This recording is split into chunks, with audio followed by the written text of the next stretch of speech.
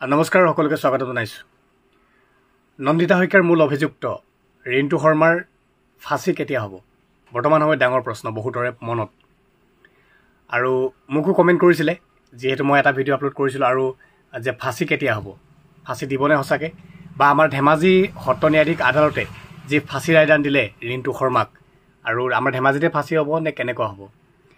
আচলতে মই আইন বিশেষজ্ঞ নহয় বা মই আইনৰ ছাত্ৰ নহয়, তথাপিতো মোৰ বন্ধু কেইজনমানৰ লগত মই আইনৰ যি ছাত্ৰ মই তেওঁলোকৰ লগত আলোচনা কৰিলোঁ। তেওঁলোকে মোক বুজাই দিলে আৰু এটা কথা খুব ভালদৰে, গতিকে মই আপোনালোকৰ লগত শ্বেয়াৰ কৰোঁ বুলি ভাবিলোঁ। আচলতে আমাৰ ধেমাজি সত্ৰ ন্যায়াধীশ আদালতে ৰিণ্টু শৰ্মাক দুৰ্ধৰ্ষ অপৰাধী হিচাপে তেওঁক মৃত্যুদণ্ডৰে দণ্ডিত কৰিছে, তাৰমানে ফাঁচি দিছে। কিন্তু আচল কথা হ'ল কি, তেওঁৰ ফাঁচি এতিয়া হৈ নাযায়। তেওঁৰ হাতত এটা অপশ্যন থাকিব। অপশ্যনটো এইটোৱে হ'ল, তেওঁ আমাৰ হাইকোৰ্টত, গুৱাহাটী হাইকোৰ্টত গৈ পেলাই তেওঁ আবেদন কৰিব পাৰিব তেওঁৰ ফাঁচি নাকচ কৰিবৰ কাৰণে, বা যে মোৰ ফাঁচি হ'ব নালাগে, বা তেওঁ যুক্তি দেখাব পাৰিব, আবেদন কৰিব পাৰিব। সেইটো তেওঁৰ হাতত এটা অপশ্যন আছে। তাৰ নেক্সট অপশ্যন হ'ল, যদি ধৰি লওক গুৱাহাটী হাইকোৰ্টত গৈ পেলাই তেওঁ আপিল কৰিলে যে তেওঁ ফাঁচিৰ পৰা বাচিব লাগে, ৰেহাই পাব লাগে।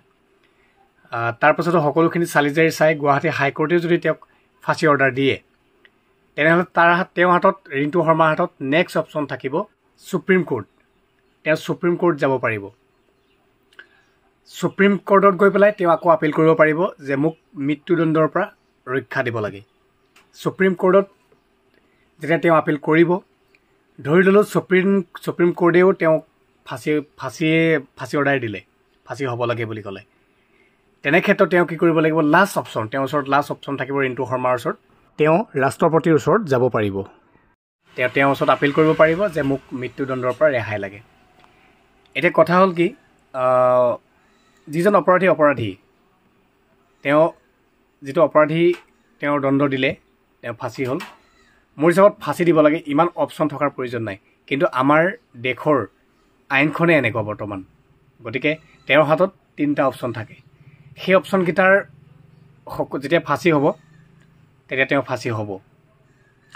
এতিয়া কথা হ'ল কি, তেওঁ হৈ কোন এডভকেটে এইখিনি কাম কৰে বা তেওঁৰ ফেমিলি কোন মেম্বাৰে কৰে সেইটো নাজানো কি কৰে, কিন্তু সেইটো ডাঙৰ কথা নহয়। আমাৰ আইনী ব্যৱস্থাটো ডাঙৰ কথা নহয়। মোৰ আইনী ব্যৱস্থাটোৰ ওপৰত মোৰ এটা প্ৰশ্ন, বা আপোনালোকৰ সৈতে মই শ্বেয়াৰ কৰিব বিচাৰিছোঁ। মোৰ প্ৰশ্নটো হ'ল, আমাৰ ধেমাজি সত্ৰ ন্যায়াধীশ আদালতে যে তেওঁক মৃত্যুদণ্ডৰে দণ্ডিত কৰিলে, যদিহে তেওঁ হাইকোৰ্টত গৈ পেলাই তেওঁ মৃত্যুদণ্ডৰ পৰা বাচি যায়, মই এটা এক্সাম্পল দিছোঁ, তেনেহ'লে আমাৰ ধেমাজি কোৰ্টখন যেন ভেলুলেছ হৈ গ'ল, তেনেকুৱা নিচিনা এটা অনুভৱ হয়। গতিকে আইনে আৰু বিচাৰে, তেওঁ ইমান দুৰ্ধৰ্ষ অপৰাধী, সম্পূৰ্ণ প্ৰমাণ প্ৰুফ আছে। গতিকে মোৰ হিচাপত তেওঁৰ হাতত কোনো অপশ্যন দিবই নালাগে, মই ভাবোঁ। আপোনালোকৰ মতামতটো জনাব। ধন্যবাদ।